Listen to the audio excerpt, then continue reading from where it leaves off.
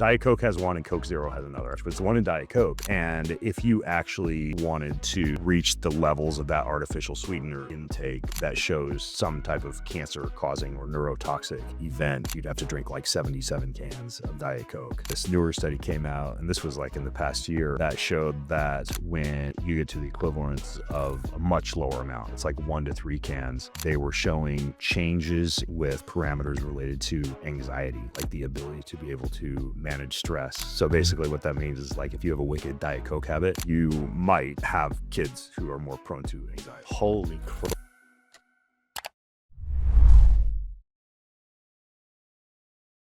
All right, guys, here at A4M with Ben and Robby. Ben, it's good to see you again, man. Good to be back. It's been 2.5 years. I'm sure you've Yeah. done a lot since. I've done a lot. I see you have a toothbrush on the table. I do. It's going to be like Safe oral care toothbrush. 101. It's a red light toothbrush. Yeah, we just came out with I have something like this. Oh, yeah? red and blue light, You always got the new gadgets. some vibration. What's the effect? Just like better whitening? Well, no, I think it changes your oral bacteria in a sense, you know. Yeah. Strips, if you've got any kind of non-beneficial bacteria, it takes their biofilms, it'll strip back biofilms and stuff like that. Increase blood flow. Brushing fun. Yeah. Yeah, I'm a big like oil puller, Yeah. tongue scraper, because I've interviewed, I don't know if you've interviewed any Ayurvedic docs, but I love the Oh, whole yeah. morning routine thing, like drink Isn't that morning great? water and scrape your tongue and coconut oil pulling. And I feel fresh and clean. Damn, I might have to start doing the tongue scraping. I'll do Yeah. that one. Yeah. It's worth it. Yeah. Yeah. What do you see come off your tongue? I don't really see much at all. Oh, okay. Yeah. Yeah. But apparently, from a preventive standpoint, it keeps bacteria that you swallow from winding up in your GI tract Got it. after a night of it being in your mouth. You know, in traditional Chinese medicine, they'll look at your tongue for diagnostic purposes. And oftentimes, if you've got an overgrowth of bacteria or bad bacteria in your gut, it'll start coming up and you'll see a coating on your tongue in the back. So by scraping and so forth, you can keep a little bit of balance, at least in that area of your body. Yeah. I'm starting to like adult thrush. I'm starting to take my oral health seriously. I had a wake-up call a couple months ago, 7 cavities. Oh, geez. Yeah, I was like, what the fuck? Because I barely eat sugar.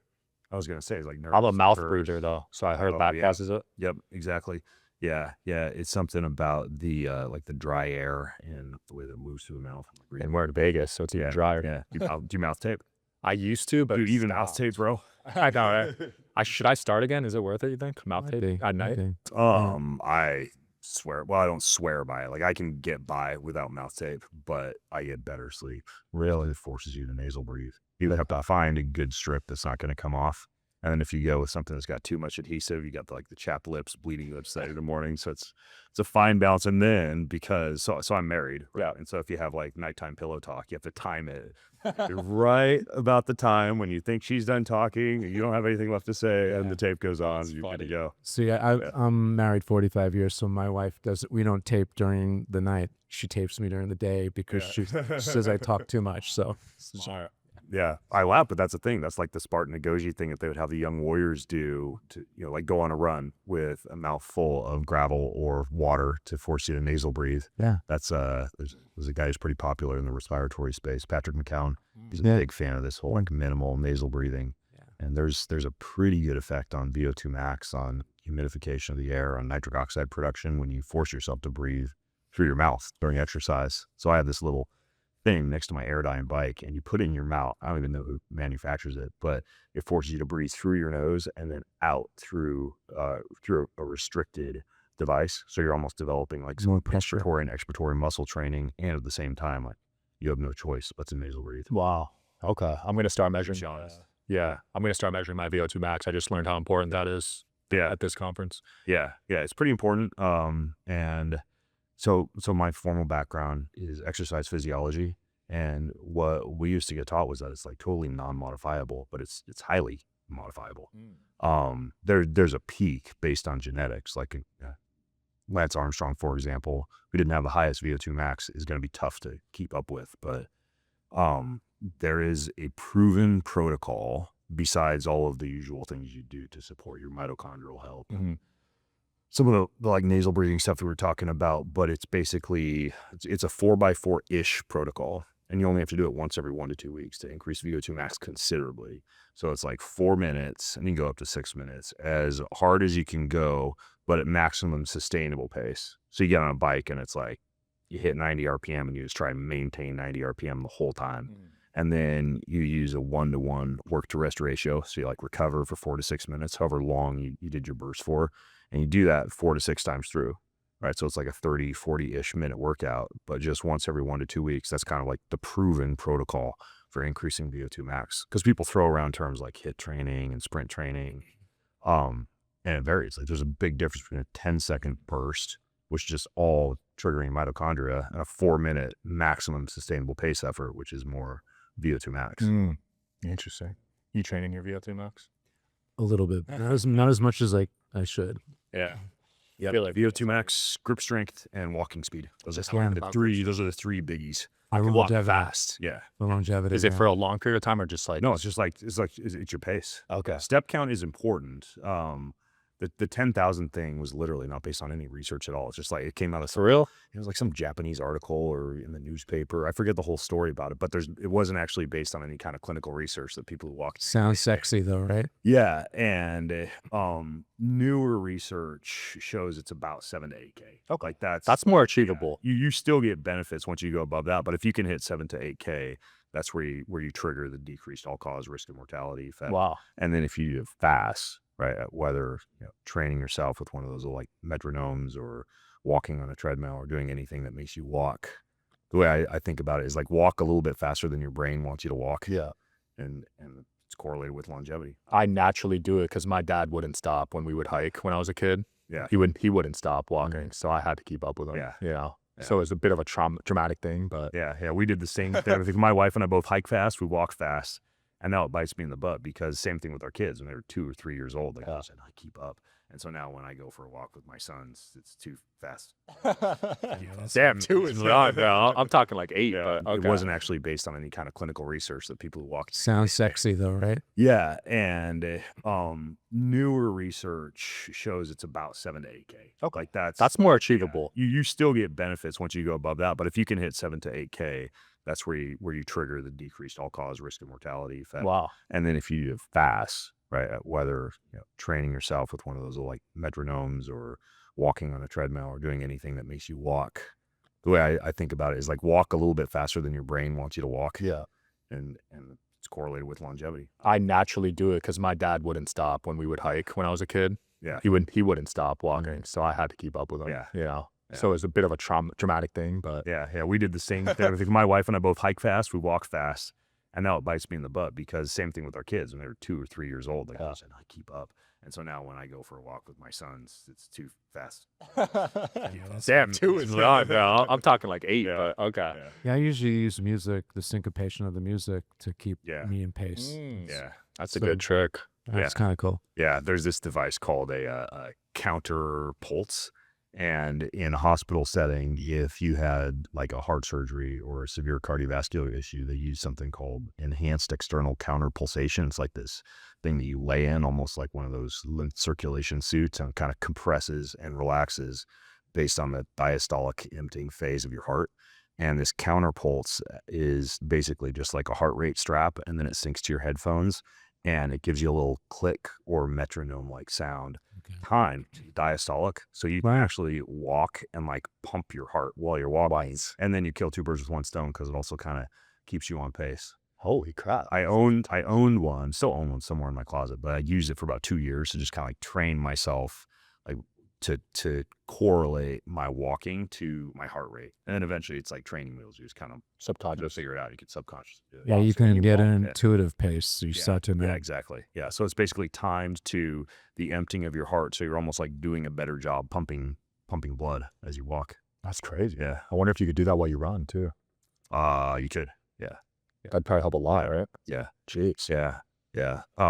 There's all sorts of ways to just like I came from the world of Ironman triathlon, right, and marathoning and endurance sports, and now I just love walking. And there's all sorts of things you can use to walk, like that mouthpiece. You can take it out on a walk. You can use the counter pulse device. You can do a ruck. You can do a weighted vest. Like I walk a ton. It's hard to be walking, I'm realizing. Walking in what? Like it's hard to beat that in terms of just health. Like walking seems to be one of the best things. Yeah, lowest hanging fruit. Yeah. I mean, it's not gonna do much for grip strength or just overall muscle mass, but yeah. And I don't think it's that expensive to walk these days, is it?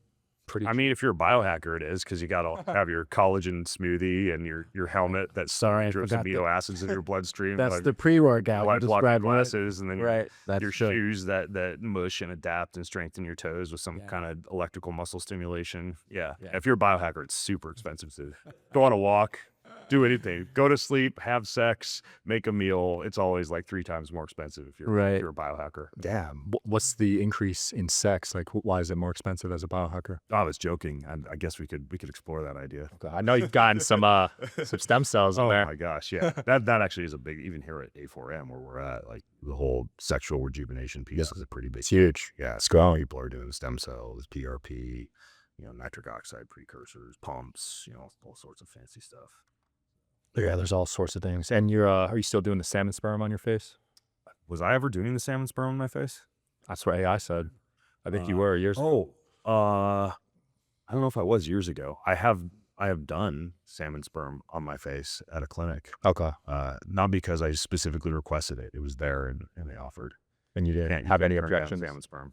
See what happens. Now the ladies are doing it. Yeah. Yeah. Have you seen that?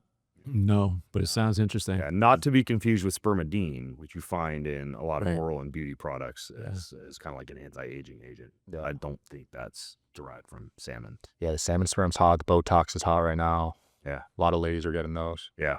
What do you think of Botox? From what I understand, although I'm not really a cosmetic surgeon, you get it and then repeated injections over time can kind of cause some reshaping of the face that almost like gaslights you into looking like a different person gradually and eventually becoming that stereotype of the person who's done too much work. I've gotten Botox. I mean, I didn't think we would go here, but what the heck? I've gotten Botox in my penis before. Okay. That's like a thing. I've heard that. Yeah, and my wife was like super concerned that I was getting a paralytic toxin injected into my genitals. And it was at a medical clinic where I was getting a different procedure, and their explanation was that it relaxes the muscle tissue and allows for better vascularity. Okay. Did you notice it? A little bit. So it actually helped. Yeah. All right. Again, one of those things like salmon sperm I didn't specifically request. Yeah, They offered and just can't turn down. Have you guys seen this? I don't know. You probably haven't seen this guy, but clavicular. Clavicular? Have you seen that guy on Instagram? No, it sounds like a piece of the shoulder. Yeah, it sounds interesting, but I'll briefly explain who this kid is. He's one of the most popular influencers right now. He's a 19-year-old kid. He's taken TRT ever since he was 14. And he's advocating for all these guys to just take testosterone at a young age. Wait, he didn't have like some kind of like clinically diagnosed. No, he just wanted to look better. Like severe head injury that couldn't allow him to make testosterone. Nope. I don't like that. Yeah, he just wants to look better. Yeah. He's also doing bone smashing. And I mean, the biggest reason why is it's like one of the greatest things we can do as a human being is to make little human beings. And if you're starting with testosterone at that age, I mean, the earlier you start, the more you're going to impact fertility. And there are things that guys who want to increase testosterone will take at the same time to maintain fertility, like gonadorelin or ACG or enclomiphene. And that allows them to both take less testosterone and maintain a little bit of a sperm count. Like the Leydig cells and the testes can still operate a little bit. But if you're that young, I mean, no matter what you're taking at the same time, you significantly impact both fertility and your own production. I know a lot of You're guys. tricking your body to not to make it because you're supplementing a different way. In certain hormonal generations, actually, it'll kind of create a sort of an atrophy in your body's ability to make that hormone, you know? Yeah, there's a feedback loop. And the way I think about it is, so I would hope you wouldn't be thinking about this when you're 14, because you should be a little testosterone producing factory when you're 14, unless there's something significantly wrong. But if you were thinking about getting on testosterone, because whatever, you're kind of borderline low, but not clinically diagnosed by a doctor to be able to get a prescription for it, or you want to recover a little faster, put on a little bit of extra muscle. First of all, there's a lot of precursors for you to make your own testosterone, building blocks, and those are super simple to find. Boron, creatine, zinc, omega-3 fatty acids, magnesium, vitamin D. Those would be like the biggies. C3. And that's just like basic micronutrient and vitamin intake. And then this is interesting. The largest concentration of androgen receptors is in your legs. right? So if you're like the toothpick leg guy at the gym only doing upper body, that's not so great for testosterone. Leg press, lunges, squats, deadlifts, landmine, anything that's taxing on the legs, that's another one. Those Yeah, sleep, low sus, good relationship, sunshine, all that factors in. This is anecdotal, but there's a lot of people that swear by thermal stress, like cold bath. Oh yeah. Yeah, like avoiding heat and then getting cold, specifically for the balls. And then if at that point you're doing all of those things and you literally have testosterone levels that are super low, then you could think about some kind of testosterone therapy. But if you're doing all of those things, you shouldn't have to think about that until you're at least past 40 years old. Wow.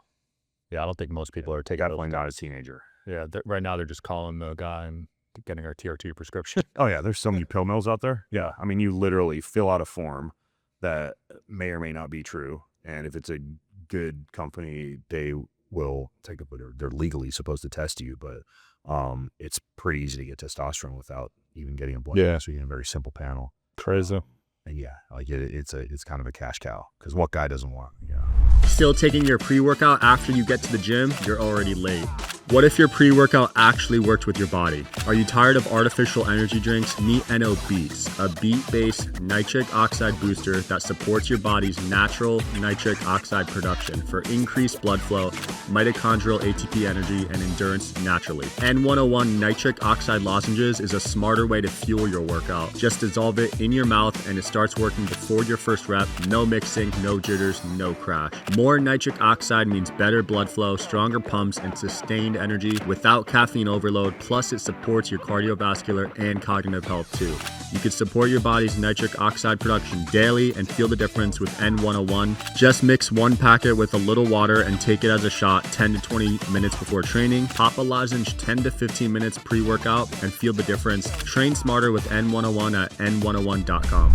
Doesn't want to not get sand kicked in his face at the beach and be the skinny guy. Yeah, so it's a great selling point, but yeah, there's a lot of downstream implications. The biggest one being the fertility, and then especially if you're young, once you're on it, you're on. Yes, you can get off, but it's a good 6 months to 12 months of just kind of like fighting an uphill battle. Holy crap. Or feeling like you felt when you were on it. That's crazy. What are your T levels at these days?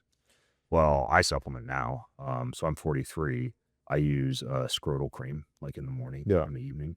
I'm about 800. Okay. So not like super physiological, but when I was doing Ironman triathlon and just like eating barely anything and writing, I mean, when I say barely anything, I mean not eating as much as I was burning, maintaining like 169, 170 pounds. I'm 200 right now, so I was super skinny. Yeah.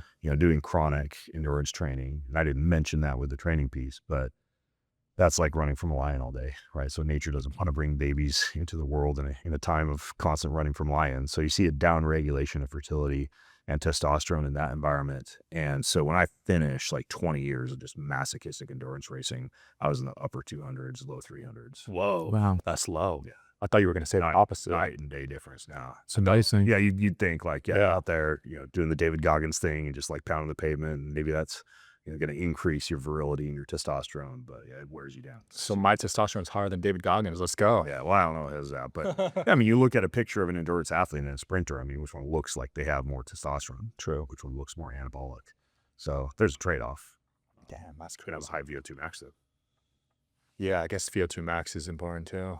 But the bigger question I see or challenge we have environmentally now, like epigenetic environmental, is that when you have low T symptomatic for guys under 18, and we're seeing this in clinic, and women, young women in 14, 15, 16 that have fertility challenges. It's really like an extinction challenge, like global extinction challenge.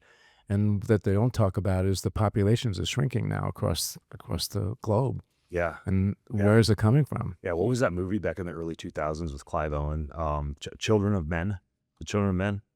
I think that was new, but it's basically like global infertility event. Like all of a sudden, like no women could have babies. Yeah. That's the premise of the movie. I won't spoiler alert it, but it's like it's worth watching just to see what they predicted back in. I'm guessing it was like 2007, 2008, and what actually happened. Yeah. Like damn, all all the way down to like if you watch closely, like the billboards in the city are, they're advertising things like injections to maintain youthfulness and longevity, and like like the forever young promises. That's crazy. Paired with infertility. It's like a lot of the stuff that Yeah. we're seeing right now. I know, it's scary, right? Yeah. Dr. Zach Bush talks about this extinction, like we're in the 6th extinction phase. And it takes 5 generations for us to actually see the results. And he ties it back to glyphosate because that whole, the chemical change. But we're just starting to see now the effects of things that happened 3 or 4 generations ago. Wow. It's pretty crazy. Yeah. So if this continues, we're going to lose population. Well, we have to, it's funny, but I believe, maybe it's just because I'm an optimist, that, the world has a way of, and nature has a way of correcting itself. So with all the problems we're seeing, I think there'll be solutions. Yeah. Hopefully it's not like a mass extinction event, though. It is interesting, like how little we, I think, do a good job of wrapping our heads around the lifestyle choices that we make affecting our offspring. Yeah, there was even like a recent Diet Coke study. Did you see this one? No. So it was the equivalent of drinking, because what I used to say up until I saw this was, if you look at the carcinogenicity of the which one is it in Diet Coke? Is it acesulfame or aspartame? So it's one of the artificial sweeteners. Right. Diet Coke has one and Coke Zero has another. I forget which has which, but it's the one in Diet Coke. And if you actually wanted to reach the levels of that artificial sweetener intake that shows some type of cancer causing or neurotoxic event, you'd have to drink like 77 cans of Diet Coke. And, I might have like, a can when I'm going through the airport, or a bottle when I'm going through the airport, is like a treat, once every 2 weeks or whatever, because I like the taste of it, honestly. Yeah.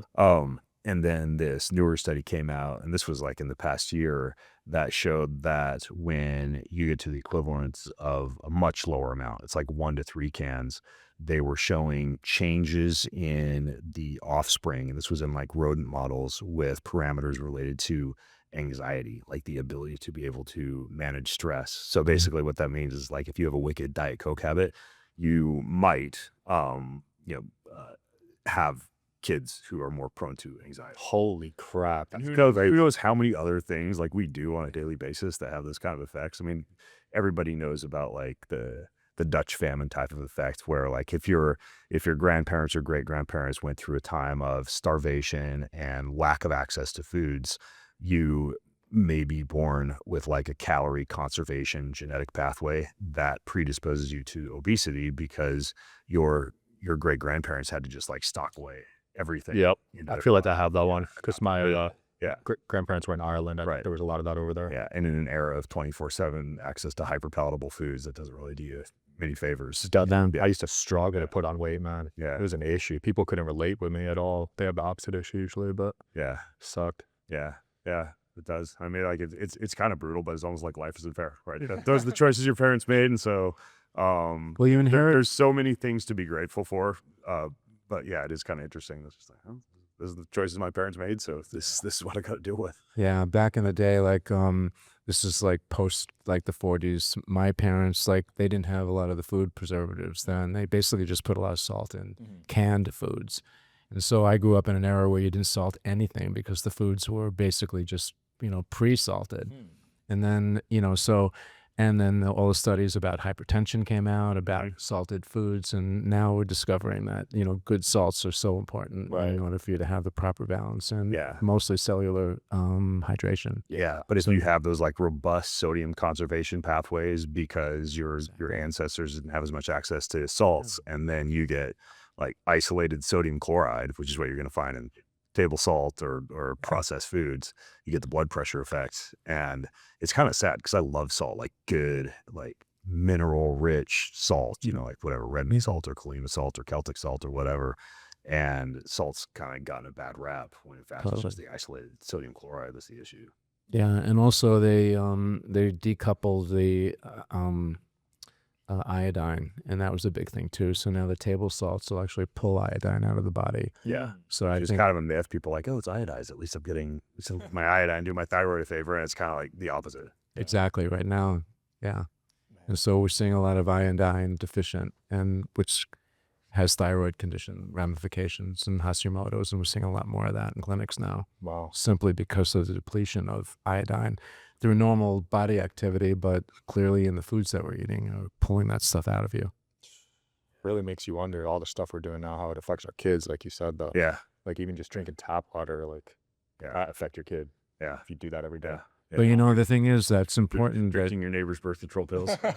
but you know, to your point, like you're an example, like you're modeling, your children are growing up in your household where, you know, you may have all the hacks around, but you're creating a higher level of consciousness. So in a sense, you're reversing that trend that what you've just discussed. You can carry and can make this a whole positive experience for the next generation. Yeah. And that's like, I think the coolest part about having kids is you don't necessarily want to like live vicariously through them and have your children fulfill the dreams that you never accomplished.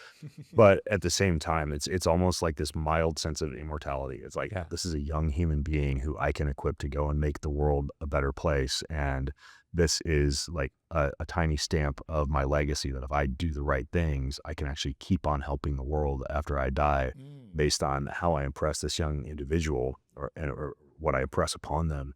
And so I think, I don't remember if we talked about this last time, Sean, but like the idea of systematizing that is such an important concept. Meaning we have like a Greenfield family constitution, and it's got the full list of our family values in it. And then we use those family values to, in the same way that like a business might create a business branded mission statement, a Greenfield family mission statement that just like weaves in all these core values like radical transparency and honesty or contentedness no matter our circumstances. And so we have this list of values, and then that's in the mission statement. And so those are in the Constitution. But then we have the family logo, the family crests. Every member of the family has like their unique spirit animals, their hex cards. Awesome. We've all got our end of life memorial wishes and our obituaries in there. We've got what we do on Thanksgiving, what we do on Christmas, what we do on Easter, like all of the different holiday traditions. And then we even have the rites of passage in there, like what's a young Greenfield man do for their rite of passage from youthhood into adolescence, and from adolescence into adulthood. And when they're 16, they got to leave the house for 3 months without any money from mom and dad and just go find their way, whatever, road trip, traveling internationally, whatever. And this is all packaged into a book that's a little over 100 pages long. And we build upon it every year. Like we'll come back, we'll add some things, we'll take some things out, but then I can give this book to my kids, my sons, when they start their family, and then they can keep on building upon that. Fantastic. And it's cool for the kids too, because like they get this almost like sense of pride in like what it means to, in our case, to be a Greenfield. And like, oh, we don't complain, not because, dad said, shut up and don't complain, but because that's like on the wall, on the mission statement, like this is what it means to be a Greenfield. Like we're just content no matter what happens, or we're able to be radically transparent and honest with each other and feel like it's a danger-free zone to be able to do so. And those are just like built in to the Constitution. And so it's kind of cool because they like know what they stand for. Can't focus, struggling to sleep, or feeling wired? This balances your brain and body fast. A cutting-edge EEG study found something phenomenal with Quantum Upgrade. Stress-related brainwave activity dropped by 80%, calming alpha waves in the limbic system increased over 13x, and HRV improved big time. That's just the start. Quantum Upgrade is a 24/7 quantum energy streaming service that boosts your energy, focus, recovery, and sleep with no device needed. I personally use this myself, and it's also recommended by top athletes, leading biohackers, and functional medicine practitioners. It can neutralize the harmful effects of EMFs, increase ATP production by up to 29%, and improve cell recovery, blood health, and circulation within minutes. Yes, double-blind studies confirm it. And with Quantum Upgrade, you don't have to fight against technology, you could thrive with it. Get your 15-day free trial, no credit card required. Use the code DSH, go to quantumupgrade.io and experience the upgrade for yourself, quantumupgrade.io. Yeah, and it used to be we got that in maybe religious applications and in family cultures, but things are so fragmented now and isolated in a way. And I think it got exaggerated through the whole COVID experience when we were all broken apart. Yeah. So I love what you're doing because I wish there was more of that. Yeah. And, it's not taught in school. It's not taught in religion pretty much anymore. And so if you don't bring it back and centralize it from your, from you and your wife and that experience, then where does it go? Just gets lost. Because we live in an era where you could be anything you want. Several generations ago, if your great granddad was a blacksmith and your granddad was a blacksmith, your dad was a blacksmith, You inherited a that. blacksmith, you're Yeah. horseshoes, you're build fences or whatever. And now you can, thanks to YouTube and online education and the rapid transmission of information and a whole lot of other variables, you could be whatever you want to be, but it also can create that disconnect you were talking about, Robbie, where like it's pretty easy to just like carve out your own path in life and almost leave behind not only the stuff that might have held you back from former generations, but also the stuff that could have served you. So like my sons are like, they have a card game business, right? I'm in health and fitness and biohacking and all this, and my sons are doing card games. Right. But they're doing card games and still hanging on to a lot of the values that we as human beings, like as Greenfield human beings, have. So I think that helps in this era where, kids are probably going to wind up going off and doing something that might be starkly different than what your career is, but you can still pass on a lot of values. There's two parts to it too. You're shattering limiting beliefs. So they're actually able to look within and create that sense of esteem. And I think that it gives them an opportunity to actually find their true passion, their purpose in life. Yeah. So it's just a huge gift you're giving your family. Yeah, I think having those values is important. I grew up in a broken family. We didn't have something like that. So it's easy to get misguided in the wrong direction with certain friends you hang out with growing up, Yeah. Yeah, that peer influence is important too, who you hang out with. Yeah. Oh yeah. I mean, I definitely spent many years just lost, like trying to find myself, bouncing friend groups. And if I had a set of values, I think it would help a lot. Yeah. Yeah. So well done, man. How'd you come up with that? Not my own. So I don't even talk about this that much on podcasts because it's like outside my niche. I even wrote a book about this, and like all the publishers were like, oh, we're not going to publish that because you're not supposed to like publish a book if you're a health and fitness guy that's not in the health and fitness category. So I even self-published the book I wrote about this, called Boundless Parenting. But a big part of it was like, I was homeschooled K through 12. I place a great deal of value on like an autodidact approach to life, but also kind of like a self-actualized approach to learning, which is what I experienced, right? I could study a lot of the things that I was passionate about, and I didn't necessarily have to learn at the same pace as the rest of the classroom. And I had a great deal of free time to in a spirit of curiosity, like explore the things that I was truly interested in. And now that's even more called like unschooling than homeschooling. Right. And the idea of just like an experiential education where maybe you're not taking geometry and math, but you're like building a tree fort and learning woodworking and angles and arithmetic and whatever, doing that. Or, like in the case of my sons, rather than taking a formal course on logic or rhetoric or conflict resolution, like you're going to design a card game where a lot of those things are woven into the game. And,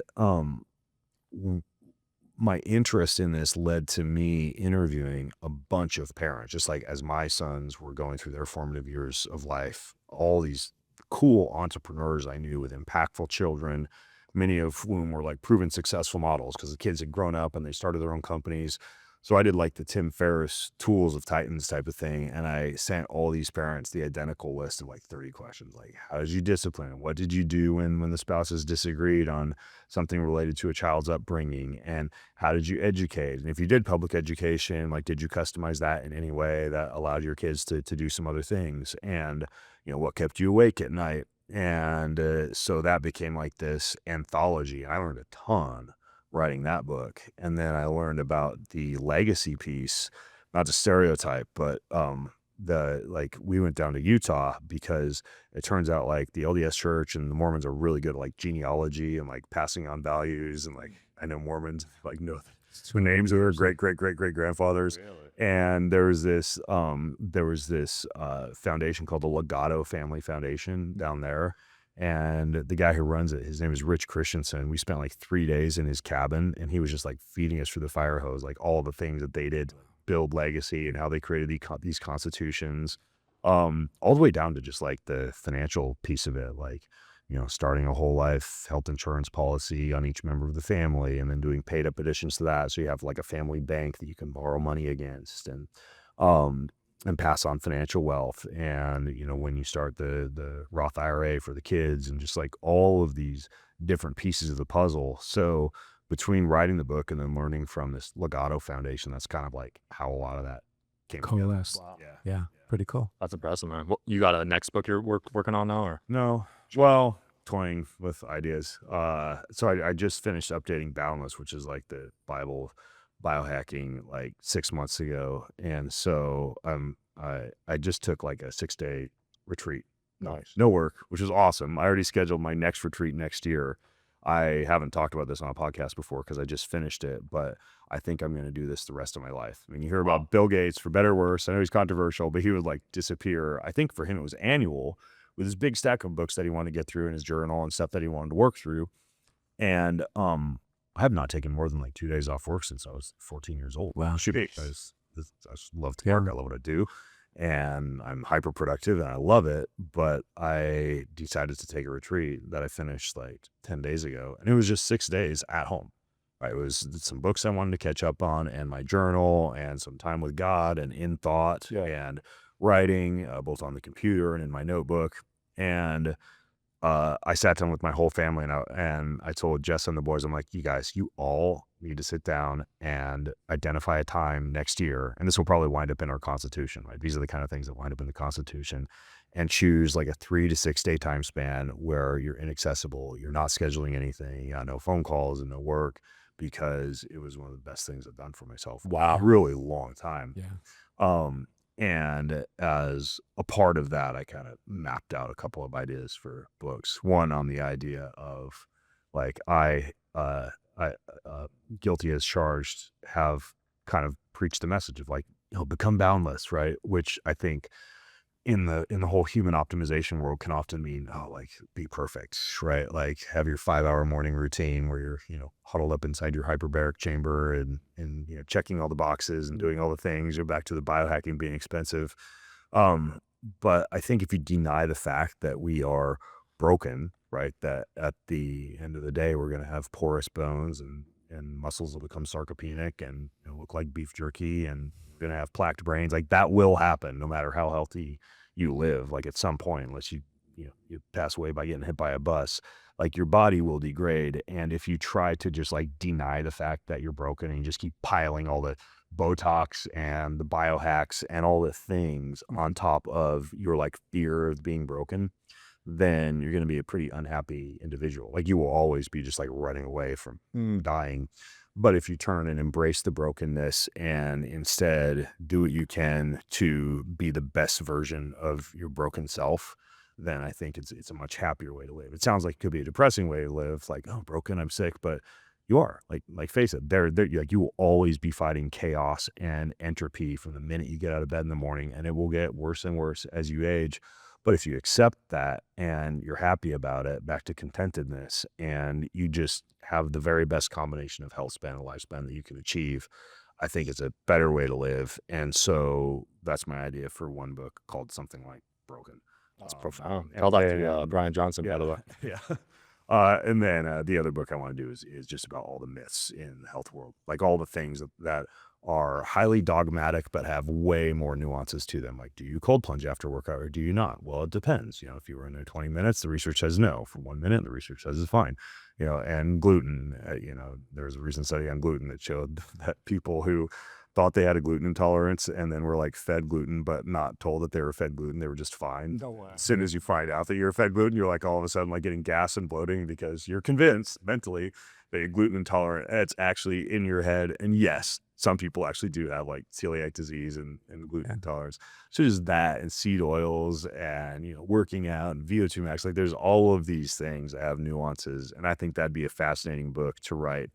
Just like from an in the trenches experiential standpoint, like how do we cut through the confusion and actually make a decision based not just on dogmatism or how do we monetize a certain belief pattern, but what does the research actually say and where is the nuance in the research? Love it. Yeah. Ben, it's been fun, man. You've inspired me to take some time off next year, so do it. I'll take it. Schedule now. You got to get quiet. Elaine Glass wrote that book, Getting Quiet or Get Quiet. Michael's they got married. So yeah, I love that. I think her whole journey through the labyrinth and finding that quiet still point. And I think that's what we're forgetting, because mostly for the kids now, because they're just so used to swiping up left and right. that they forget that there's an inner voice inside of them.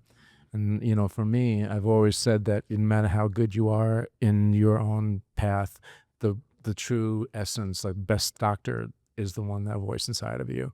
And so if you're not quiet and you don't hear that voice, then you really don't get that connection. Classic. I don't know if you call it a self-improvement book, but I'm going to a book by Napoleon Hill called Outwitting the Devil. Gets into that. It's a good one. Yeah. Like the hypnotic trance is how the devil keeps you from becoming the most impactful person that you can be, because you basically get caught up in all the distractions. So that's the daily hypnotic trance, how you live your days, how you live your life, and eventually, before you know it, Yeah. you're fulfilling one of the definitions of hell, which is meeting the person that you could have been. I call that noise or cosmic dust. Yeah. But I see the world through contrast. So I actually need that noise to get really zero focused. Yeah. But you have to recognize that it's noise. That's the thing. Well said. It's been fun, man. Thanks Cool. for popping in. Nice, man. Yeah. Great chat. Hey. See you guys. We need to brush our teeth. Okay. Next time, guys. Thanks for watching all the way to the end, guys. It means a lot. Please click here if you want to watch the next episode, and please subscribe to the show. It helps us get more guests and helps grow the brand.